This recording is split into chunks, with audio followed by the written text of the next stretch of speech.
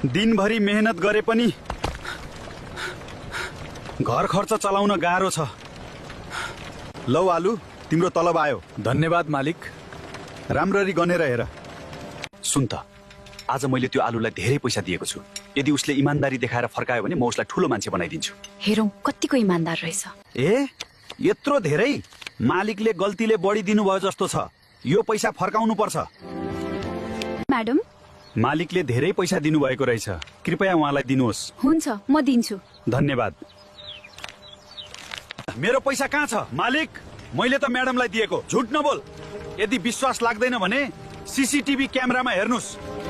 अब सत्य थाहा हुन्छ। मैले झुट बोलेको छैन मालिक। साँच्चै फर्काएको रहेछ यो। कसरी? मैले भनेकै थिएँ मालिक।